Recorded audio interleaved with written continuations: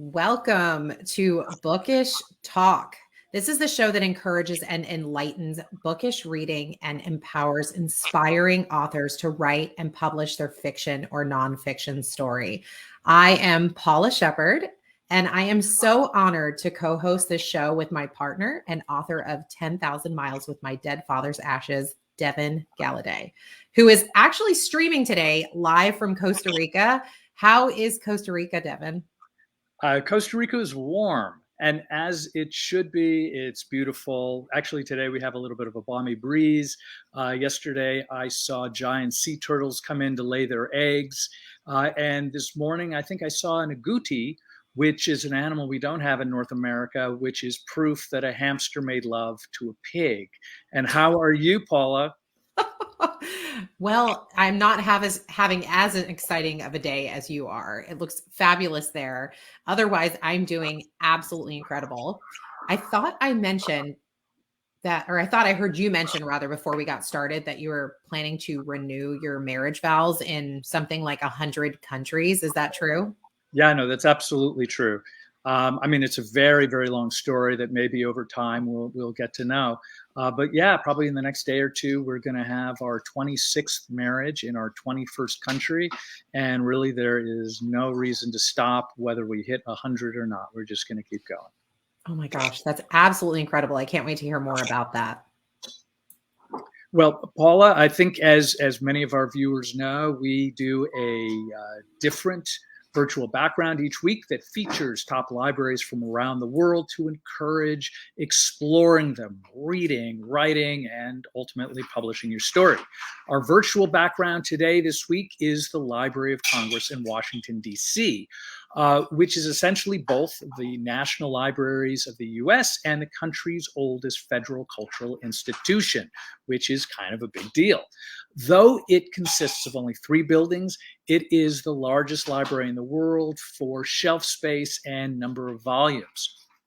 While open to the public for on-site research and as a tourist attraction, it is the research institution of Congress. Only members of Congress, Supreme Court justices, and other specified government officials can actually check out books.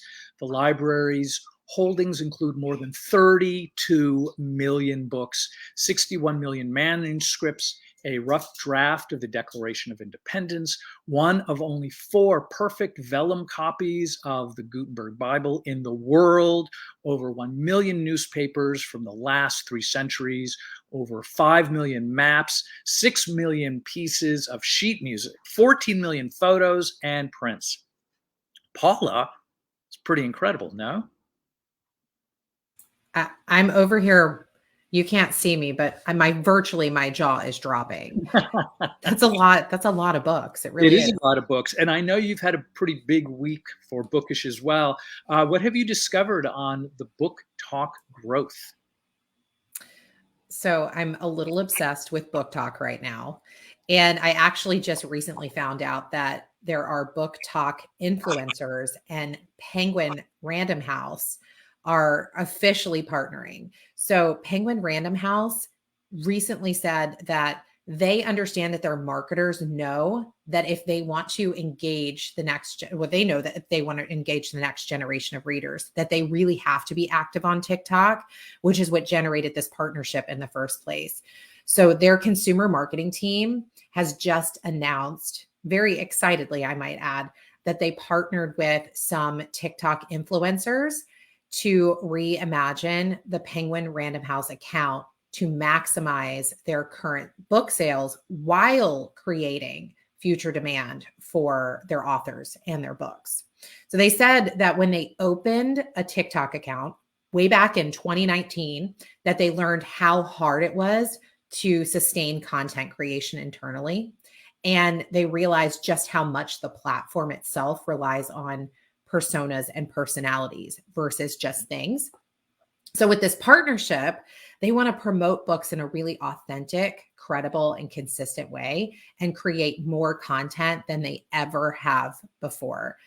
The way they're going to do this is by tapping into 2 influencers' expertise to test different approaches to their own content from creating videos for specific types of readers to sharing timely and curated book lists. They're going to tap into some trends. There's the TikTok piece, the trending, showcasing behind the scenes life at Penguin Random House. And now that they have these influencers, these experts in house, they are also going to be able to bring best tips for authors, whether or not they're already engaging on the platform or if they're thinking about joining, like I just recently did. I think we saw this coming, Devin, and it's absolutely going to inspire people in ways I think that we can't even imagine right now. Do you agree? I could not agree more. I think what we're doing right now is really offering a service to people who are looking to write and to learn about books and to grow. And so, yeah, no, I think the work specifically that you've done this week is really important stuff. Awesome. I'm just really, I never thought that I would be a TikTok person, but this has allowed me to just tap into it in ways that I haven't. And I think Penguin Random House definitely has the right idea. So speaking of inspiring, we just got a great question from our live chat at thrivingwomennetwork.com. And it actually says, thank you so much for sharing your personal perspectives on ebooks and the 9 steps on publishing an ebook. Your guest suggested joining a writers group. Can you share your thoughts on writers groups and how to choose the right one? Well, I think I'm going to jump in here on that one. I've actually been a member of a writers group for probably about 12 or 13 years now. I'll talk more about that in a few minutes, but there are sort of like 5 ways that you can do it. There's actually probably 5,000 different ways but we're going to offer today 5 different ways that you can sort of find a group and get involved. And bottom line is, I couldn't recommend a writers group more highly. I think they're incredibly important. So, number 1, find a local writing group by visiting a nearby community center. They offer different types of gatherings and courses and might have a writing workshop or a group that's taking in new members. A library is a great place to check out for these kinds of things. Number 2, go on a writing retreat. Unlike most other writing groups, going on a writer's retreat will cost money. So it's absolutely a consideration and is usually a destination event. So there's sort of like a twofer thing that's going on. In other words, you do your writing and you also get to learn about a new city or a new country. It is a writing intensive place where people go to dedicate all of their time to write and maybe take some day trips and to connect with other writers. The important thing to understand here is that frequently they're absolutely going to cost you money. You're probably going to have to pay your way, plus whatever fee is associated to the trip itself. Understand that the money that you pay will help your investment in your time to keep writing. Number 3, join a writers association. There are many writers associations with local chapters like National Novel Writing Month, which also has group meetups at local libraries. You can find a writing group by genre, like the Romance Writers of America or Mystery Writers of America. And I have actually a couple of friends who are in that one. Number 4, search for a meetup group near you with other area writers. Narrow your search by genre if you want to commune with writers who have a similar passion. My group does not do that. We have poets and nonfiction and historical fiction. And so it doesn't matter. What does matter is reliability. Number 5, start your own writers group, which is exactly what I did. If you're having a hard time finding a community, start your own. I literally put a call out to writers, asked friends of friends, and said, hey, meet at my house 7 o'clock on Thursday and bring a snack because I am not cooking for you all. And we would sit and read each other's work and discuss writing, and we could nerd out on books in general. So recruit other local writers by posting a note in a coffee shop or library, asking members to join your book club, whatever it might be, or posting on social media. Most important thing is that you want to find somebody who's both reliable and enthusiastic. So you don't necessarily have to worry about a participant's quality of writing as much as somebody who's going to continue to show up. So Anyway, we're going to talk more about writers groups in the future, but in the interim, let's talk to Mireille, and let's jump right in, Mireille. I understand that you're part of an international summit celebrating Black excellence and empowered African American women. How'd it go? We can't hear you, Mireille. It was really amazing. It was the opportunity for me to mingle with different women all over the world. But the occasion was, it was about celebrating Black women as part of the Black History Month. And, I've learned so much because some of the women came with some amazing stories about legendary women who made a tremendous impact in history. And I came across one woman that I didn't know about, and she's the first monarch and the only monarch in Ethiopia.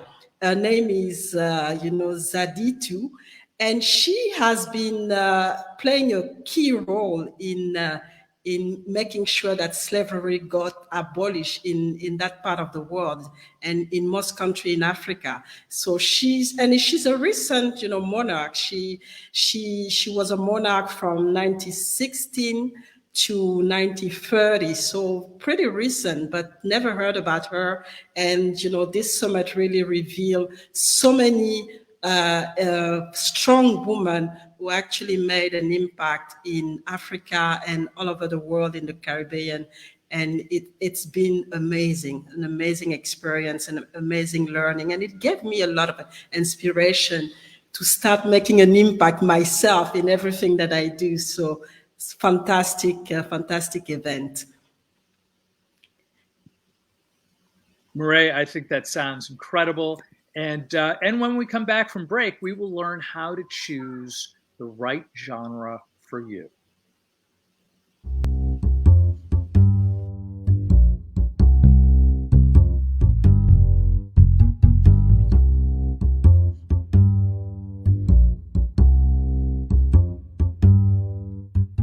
In this short video, the focus is on one key aspect of language awareness that you need to develop to become a skilled writer.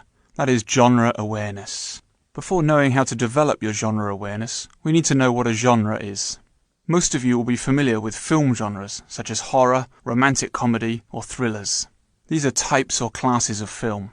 In most cases, we can work out what genre of film we're watching from the start of the film. Horror films, for example, typically begin at night and/or in poor weather. They have very dramatic music and often begin with very little dialogue. In most cases, we can instantly identify the horror genre as we're very aware of what goes into such a film. Now, it is very unlikely that you'll be directing or producing films in your future job, but you will very likely be expected to write in a variety of textual genres. In the workplace, these may include reports, memos, emails, and while at university, essays, reports, and case analyses. So now we know what a genre is, how can we develop genre awareness?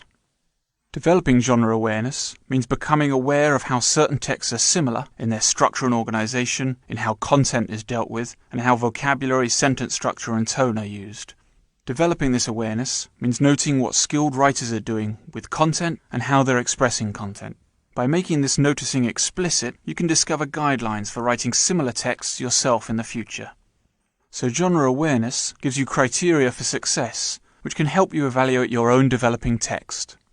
Good writers are always aware of their audience and purpose, and genre awareness helps us meet the expectations of our audience. However, there is a common misconception about genre. The misconception is that people feel there's an exact prescribed way of writing a text. This is not true. No two films are exactly alike, as different actors, directors, and scriptwriters make big differences to the overall film. In texts, different forces act on genres. Centripetal forces are the factors which are typical in any text, but there are always centrifugal forces that operate on texts, such as creativity, writer styles, and different audience expectations. These forces mean that no two texts are exactly alike. So, a big part in developing your evaluative capabilities is to become more aware of genre, and to notice features of language that good writers use. Becoming better at noticing and becoming more genre aware are vital for helping you develop as a skilled writer who can write different texts in different genres that meet the expectations of their various audiences.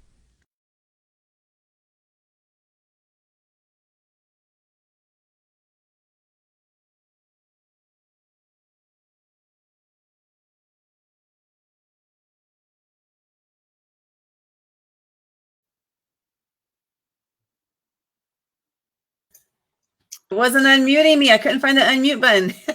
Oh my gosh, that so happens.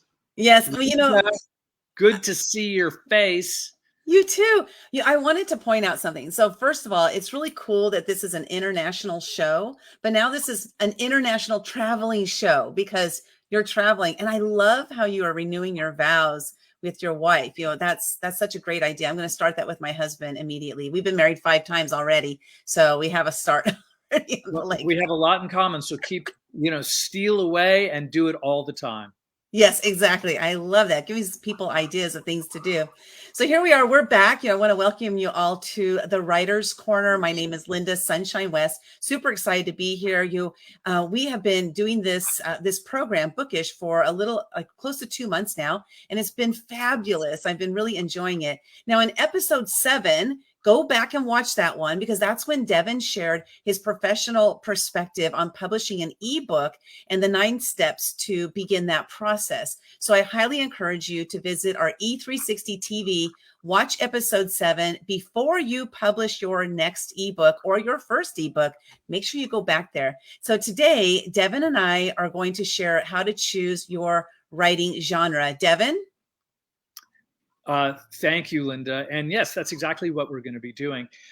So for many people, this is going to feel like a very organic process. In other words, you'll just start writing. However, if you're just starting out, there are a few tips that we can kind of get you going. What I would suggest, at least in the beginning, is make a recently read list. In other words, make a list of all the books that you've recently read. Look for the kinds of things that they have in common. Now, maybe, let's say if you're reading all Westerns or something like that, it may be obvious. In other cases, it may not. There may be a theme somewhere that particularly really resonates with you. So this is a way to find out if really writing about what you love to read is something that could work for you, or whether or not it's something that you're, perhaps you're holding on to ideas in terms of story that may be a little bit outdated. You should write about what you love to read because it will make the process simpler. Certain things will just feel normal as you're writing. Number 2, test your first chapter. Rewrite your first chapter, and this is assuming that you've got one, in a genre of book that you love to read. After you've done a few of these, you may find that you really haven't been writing what you enjoy, because the process of writing a book, particularly a long book, is something that's going to be really important. So it's something you're going to want to be able to know that you can trudge through. And when I say trudge, I'm talking about walk with purpose, not slunk shoulders. Choose a genre where you can have the most fun, the one that feels right for you. Number 3, this also kind of goes back to if you're writing something personal, let's say something in a memoir, or if you're writing a novel. List your main characters. Feel if they fit into the genre that you've chosen. What are the roles they play in your story? And this will help in character development, because you're really going to want to know who your characters are. When you write about them, it's not all coming from the same perspective, or it all feels the same. Choose characters that will take your book from beginning through the middle to an ending, and really have a strong sense of who these people are as individuals, not only their virtues, but their failings. Linda? I love this because, I've never been a writer who writes, I write more about my own stories. And that is what drives me as of right now, because I might move into that type of writing as well. But it's really fascinating how you can tap into fantasy, murder mysteries. And when you think about all the different books that have been written, throughout the centuries, how they all take on these different characters and everything. So one thing you want to do, the next thing you want to do, list your strengths. So what do you enjoy writing? What do you enjoy reading also, right? So are you a plot driven type of writer, which is going to be really great for, crime or romance? I mentioned in one of our previous episodes how my friend Kathy just loved to read those Harlequin romances, and I was just never into that. So are you a pantser, which is great for literary fiction? And do you like to create worlds, create these phenomenal worlds, or do you like to stick to the same one? So really think about this stuff as you're getting ready to sit down and write that book. Do you like to solve mysteries, like Nancy Drew mysteries? Those were a lot of fun to read when I was a kid. Really, really enjoyed those. Or are you really great at writing romantic scenes? Da, da, da, right?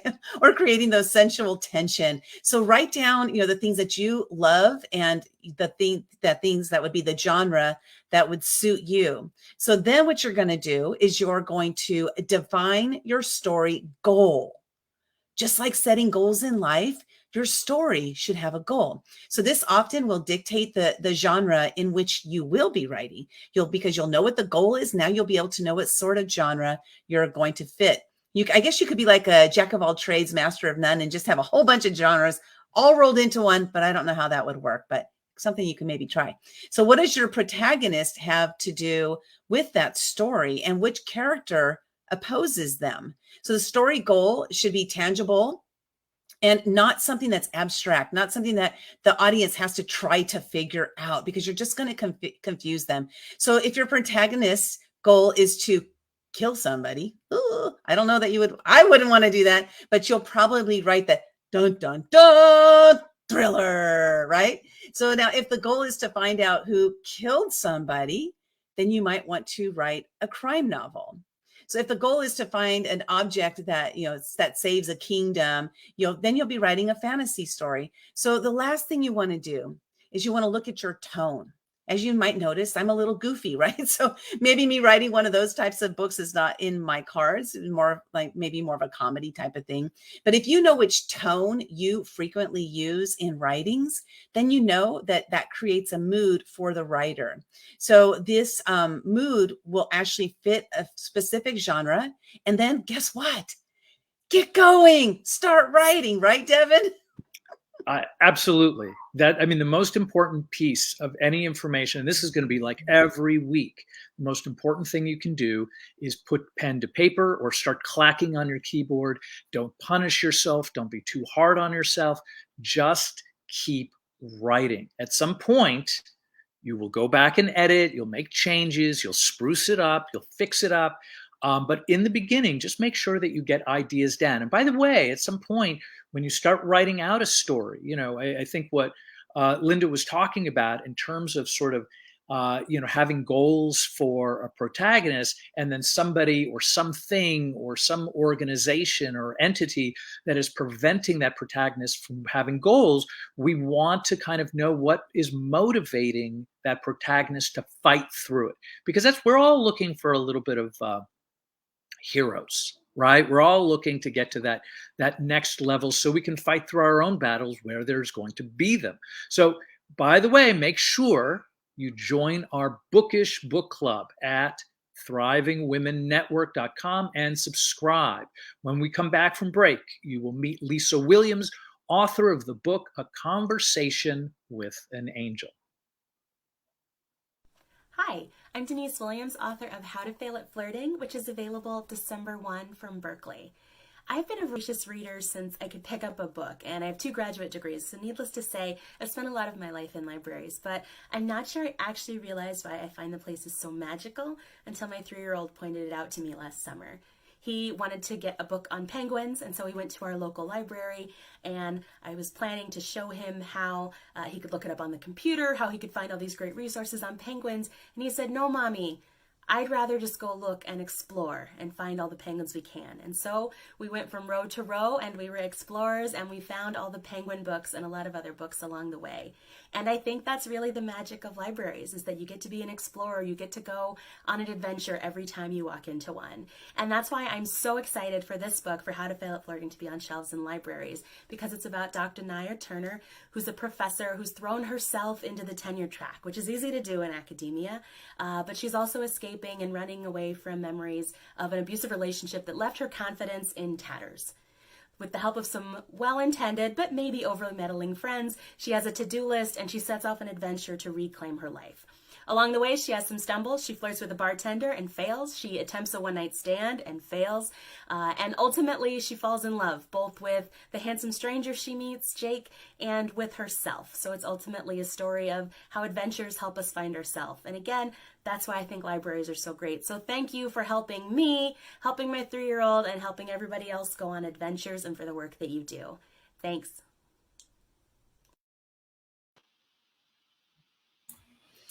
Welcome back, and welcome to our Authors Corner. Today, we're excited to have with us Lisa Williams. She is the co-author of the book, A Conversation with an Angel, which is being released March 22nd. It's only a few weeks from now. That's really, really exciting. And Lisa, I would love to just share a little bit about your background. When I was reading it before the show, I was actually cheering you on because I could relate to so much of it. So after graduating with a degree in psychology, Lisa landed a role as a vocational counselor, helping injured workers get back to work. And then she moved to California with her future ex-husband in 1996 and landed in a lucrative career of technology and financial services recruiting, where she spent 25 years. She has 3 fabulous kiddos and has been blessed with an amazing blended family with her ex-husband, his wife, and her incredible man. One day she woke up, she looked in the mirror, and she realized she could not remember the last time she'd learned something new. She'd had 19 bosses in 23 years, and every one of them had their own agenda. So Lisa started her first business on the side, adopting a no a-hole rule.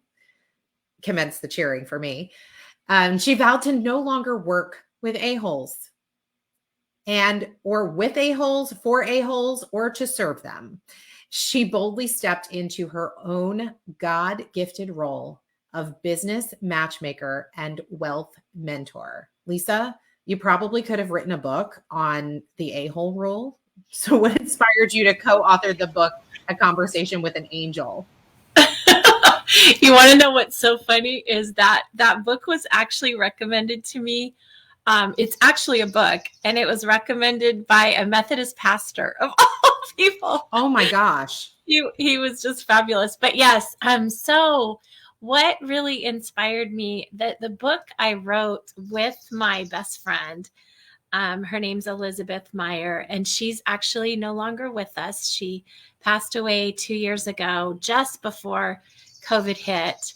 But my sweet friend, she was actually a journalist initially in her original career, and she just had this gift of writing, and she inspired every single person that knew her to also love writing. We were actually best friends through an unfortunate period of our lives when we both found ourselves single mamas. We both had 2 kids apiece. And I literally showed up to her house with a Bible in my hand because she was hosting a single parent Bible study. And I was just looking for somebody that understood what it was like to have someone that you loved be unfaithful and find yourself in a time where, holy heck, like, how did this happen? Right. So when Elizabeth passed, my mom had actually passed 10 months before Elizabeth. And then Elizabeth passed, and they were my 2 best friends. And they actually were also 2 people that I read with, and they were my prayer warriors and my spiritual partners. And, it was a pivotal time in my life, and never actually thought of being a writer myself.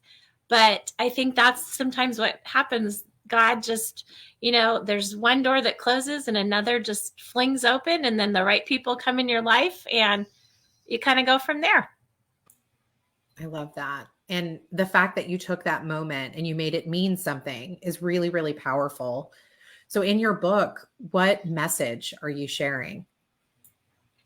Well, the book it's really just a simple story about a woman that loses her best friend. And then her best friend starts to visit her as an angel. And she visits her for the rest of her life.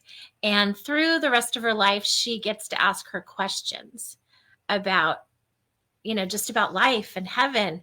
And the message that I really am trying to portray is that whatever you face in life, there are reasons that you're facing it. And if you choose to step into what I consider your God-gifted greatness and really explore what those reasons are that's going to serve you and your community, God's plan is just so big for your life. My hope is that the story will help people that have faced challenges in their own lives think about, okay, what's on the other side of this challenge?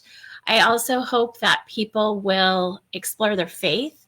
My faith is the biggest part of my life. It's gotten me through every single crazy challenge that I've ever faced. And my belief is I look at life through the lens of Jesus. However, I also have tremendous respect and love for all faiths. And my belief is that something's real. So shouldn't part of life be about exploring what that is for us and getting to the answer, right? So that we really, really, truly know what our faith is, and that there is a greater power out there that has such a big plan for us. So many people, my heritage was recruiting. I found people jobs for a living, and I was very blessed abundantly. And yet so many people towards the end of my career that I was working with, you would ask them, how did you decide to do what you're doing when you grow up? Like, how did you land in what you're doing? And so many of them actually had no clue, or they said, oh, it was like, I graduated with this degree, and then this was the first job I got. And then they get these golden handcuffs, right? And they just never go on to the next chapter of their life that they're meant to go on to. So my hope is also that people will think about, hey, what is the next chapter of my life? I lost so-and-so, or I lost this job, or my husband passed, or my best friend died, or I just battled cancer. What am I supposed to do with the next chapter of my life? I love this because, Lisa, I don't know if you know this, but I spent 36 years in the corporate world with 49 jobs. So I totally hear what you're saying. It's like I was constantly searching for that. What's my purpose? What's my purpose? What's my purpose? And once I finally figured that out, like, I believe it's our job and duty that once we figure out our purpose is to live our life on purpose instead of on accident, like I had done the first, 51 years of my life. And so this book here that you've written, Conversations with Angels, I love how this came to be and how you thought of this. And but what was that moment that you were sitting there and you're like, oh, I'm going to write a book about this? What was that moment? And then what inspired you and moved you into the action? Because majority of people who write a book don't ever even publish it. And a lot of people never even sit down to write it. They keep saying, I should write a book. I should write a book, but they never do it. So what was it that inspired you to actually take that action and write this book? Well, it was a couple of things. First, I really have never been exposed to this incredible world of entrepreneurship until I mentioned, Paula mentioned earlier, I started a side gig before I left my corporate career. And I'm an action taker. So when I do anything, I immerse myself. And so I knew that I had this crazy employee mindset. If I was going to be a business builder, I needed to surround myself with people that had done it. So I was very blessed early on to get some incredible mentors in my life. And they're people that had already gone where I want to go. And so one of them was this gentleman named Daniel Gomez. And I attended a a speaker workshop that he did. And there I met a wonderful publisher, Michael Butler. And it's interesting because Michael, he's very faith driven as I am. So that resonated with me. I actually I didn't know my book was in me, and an offer was made, and I thought, heck yeah, let's do it. I remember in high school, I was always in the, AP honors English classes. I love to write, and I love to read. It's one of the things that my mom and I always, would do is, Mom, do you want to come? Let's go lay on the bed. And we would just get our books and our cozy blankets. And I remember just loving that experience. And when Michael and I spoke, he asked me, what's on your brain? What's on your mind? He connected me with one of his people that's kind of like the idea man. And we just started brainstorming, and this idea came, and I took action. And I think so many people, you're right. Every one of us has a PhD in us. Every one of us has this incredible story that we're meant to share with others, that even if we just help and maybe touch one person, that to pivot them into doing something new in their lives, every single one of us should write a book, right? And for me, it was just surrounding myself with the right people at the right time and taking action on it. Oh, Murray, we can't hear you. It's really inspiring to, what you said about, everyone having a story to share. And I've heard that you do a lot of work with coaching people who are addicted to approval to others. And one of the questions that I have is, how did this book, help you with healing and forgiveness? Oh my gosh, so much. Great question.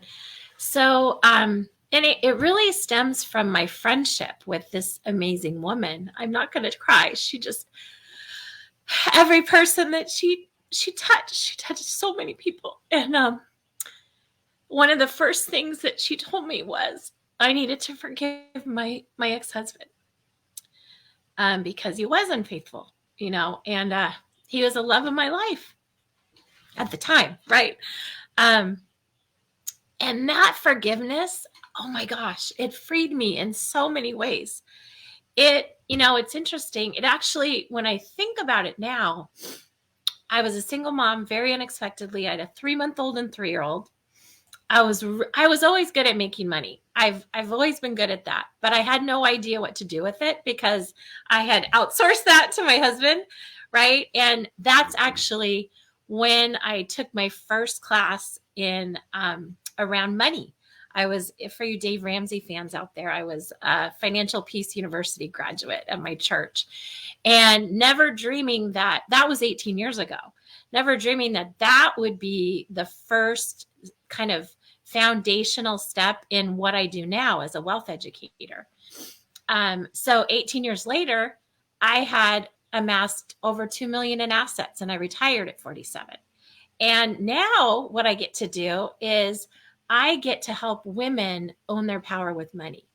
And I get to help them step into their God-gifted greatness, to generate more in their business, to be generous. I have a mission at our firm to create a tribe of 7-figure givers. And had I not met my sweet friend who told me the first thing I needed to do, and she encouraged me and praised me every step of the way, that I had to forgive my husband for what had happened in our marriage. And I, more importantly, had to forgive myself for my part in it. And this book, it's funny how things happen in your life that was so long ago, right? And I did forgive him. And we have this crazy blended family as a result of it, right? But never would I have thought I'm actually going to write a book about this someday and, be able to help others maybe that are going through the same thing. Just know that there's such a beautiful, abundant path and life on the other side if you can actually do the work on yourself and forgive. That's been a huge part of my life. And approval addiction, I kind of digress there. Approval addiction is such a fascinating topic because I think it's what holds most people back from forgiving, from actually living their most abundant life, because we're so caught up in what other people think. You know, it's funny, the blended family that we have, I didn't tell you, my husband had an affair with one of my best friends. And she is one of my best friends again. She married my ex-husband. They have a daughter. We have a daughter. Our daughters call each other sisters. And we go on holidays together. We do life together. And yet it never would have happened if I hadn't been able to find forgiveness. And it was only because I really embraced the glory that God and the Holy Spirit resides inside me. And I had those abilities inside me, and I use those tools, and every one of us does, right?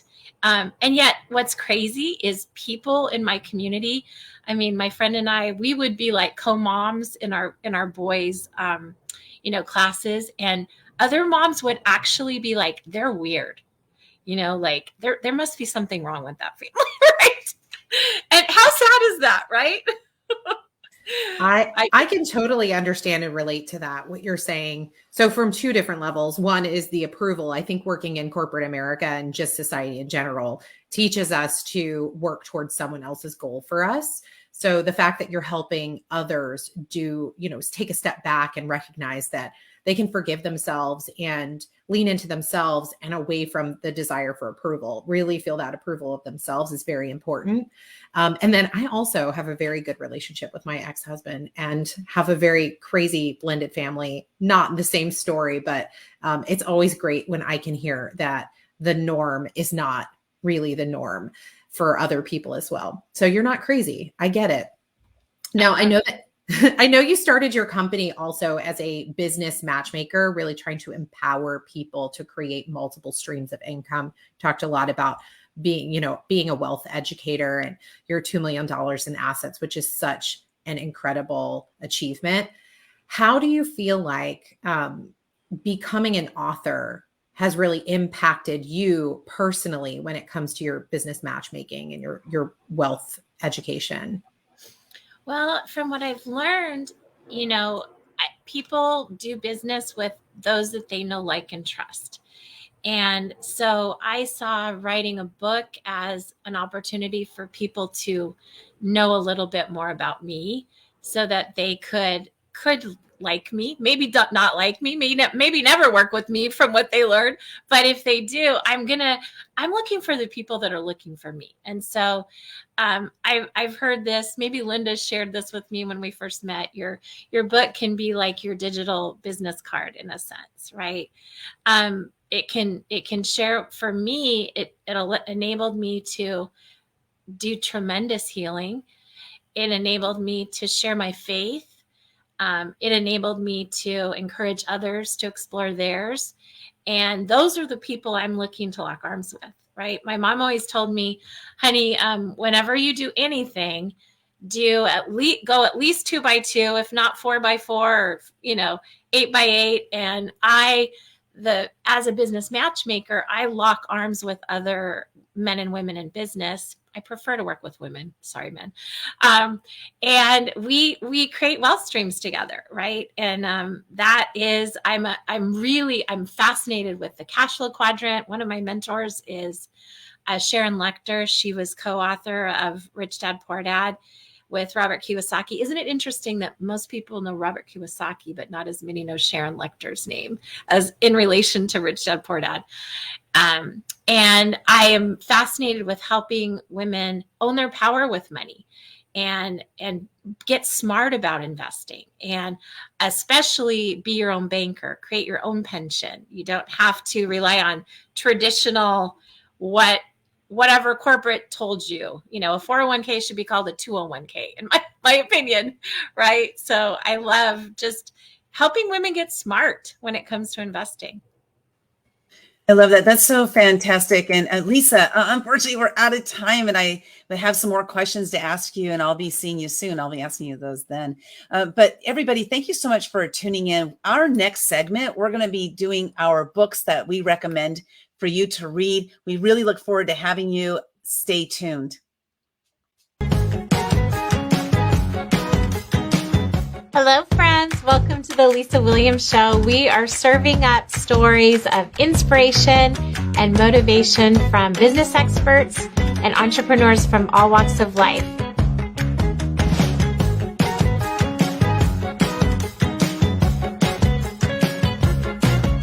I have been serving my community as a spiritual practitioner.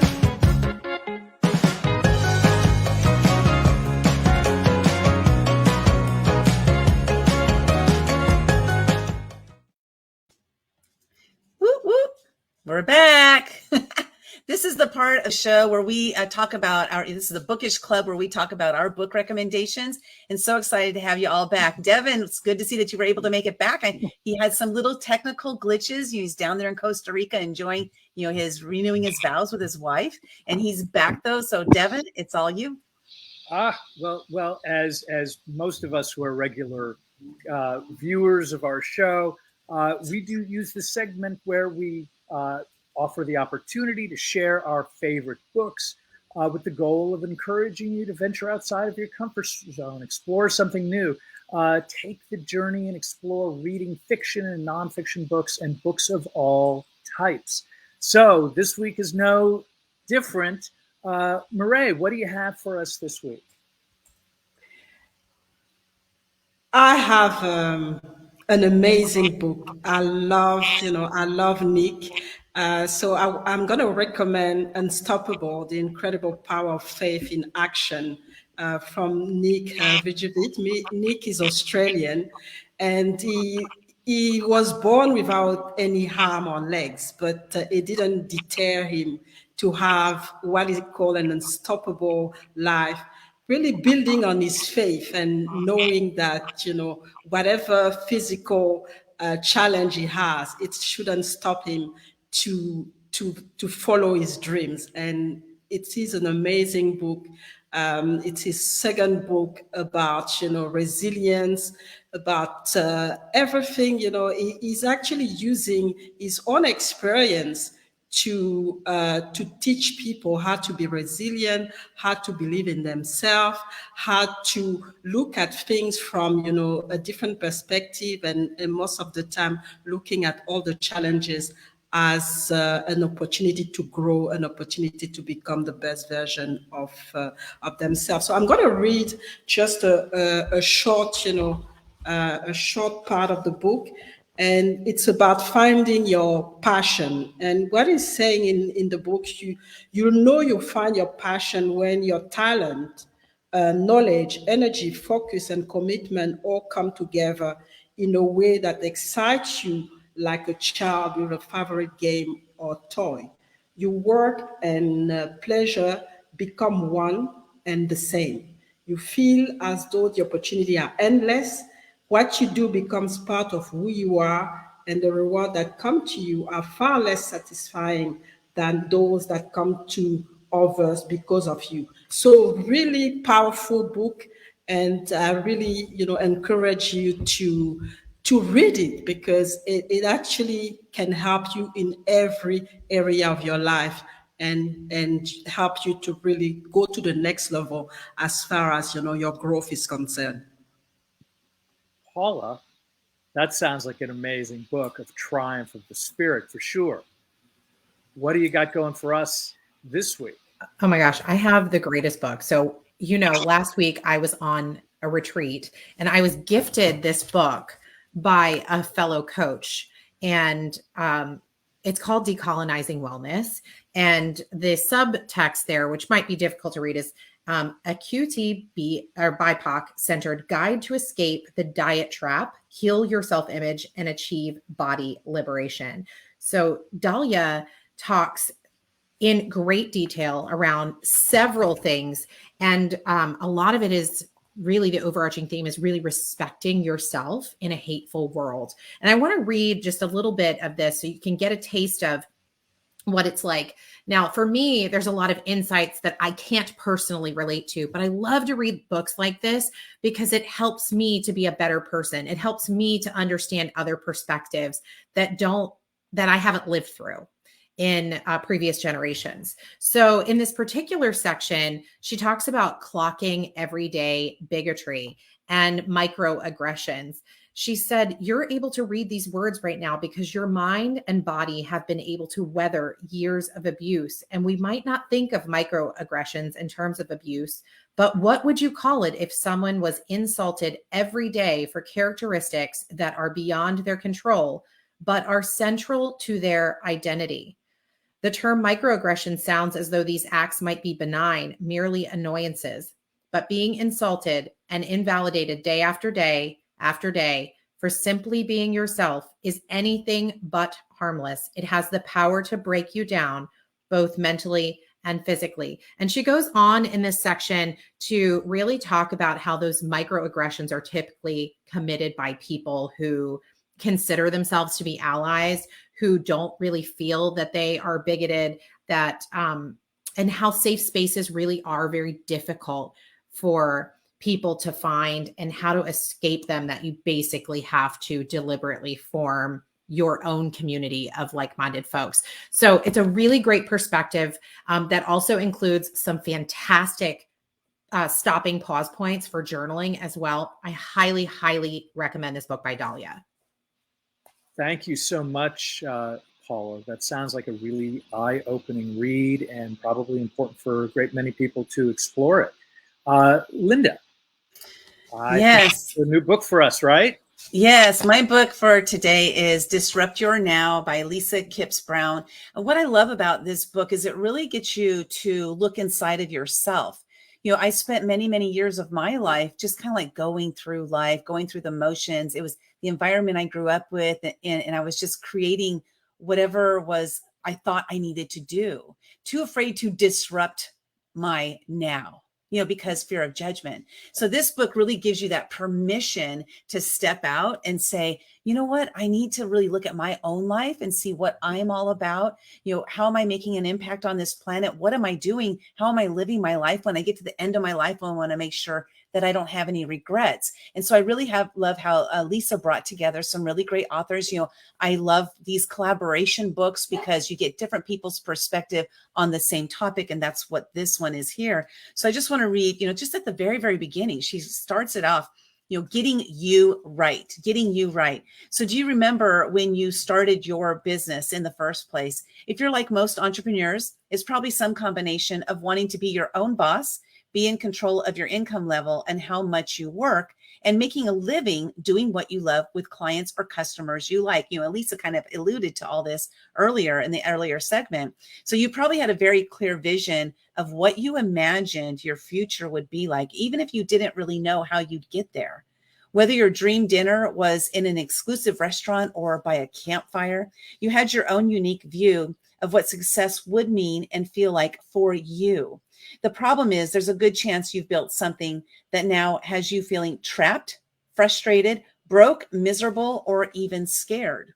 You probably got to where you are building your business like everyone else in your industry, unfortunately forgetting that it's your business. So fear that you'll be left behind, left out, or overlooked if you don't follow the trends in your industry or offer all the services and products your competitors do is a great way to build the business you never wanted to own.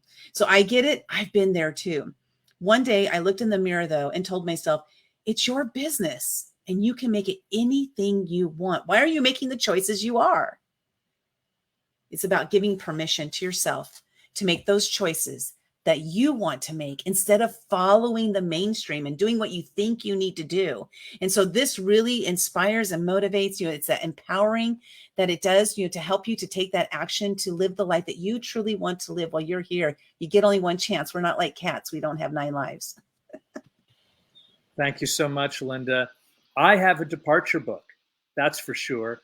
You know, I tend to read very heady material, stuff that, to kind of, to alter my life for the better. And I think we showcase a lot of great books like that.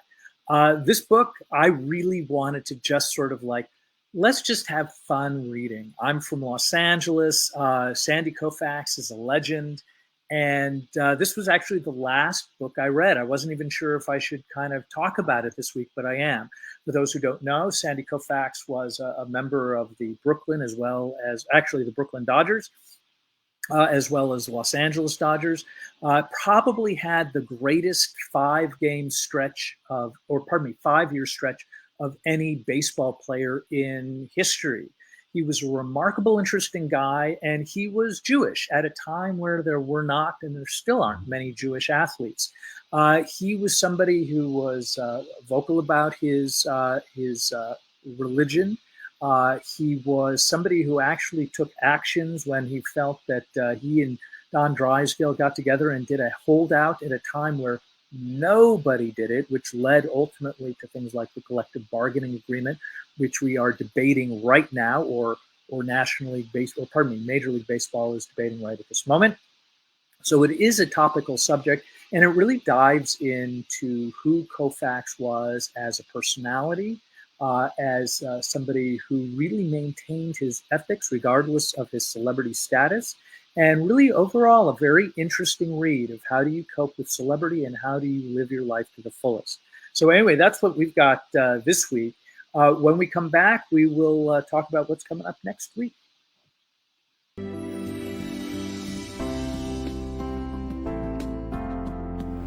Well, my one mantra that I use, and I think every child needs to be given this opportunity, is instead of asking why, ask why not.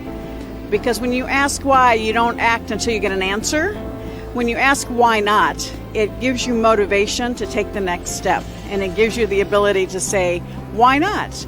Do something new. Why not take the road less traveled? Why not find a way to afford something that I want, Mom and Dad? Why not? It creates that experience of learning. And so that's the one question that I tell parents. Instead of letting your child say why, say, well, why not? And so we can't afford something. Instead of saying we can't afford, say, how can we afford it? Why not do something so you can get what you want? So why not experience all that life has to offer? So that would be my one habit that I would instill for children, to say, why not? Why not go for the gold? Why not take the road less traveled? Why not start your own business?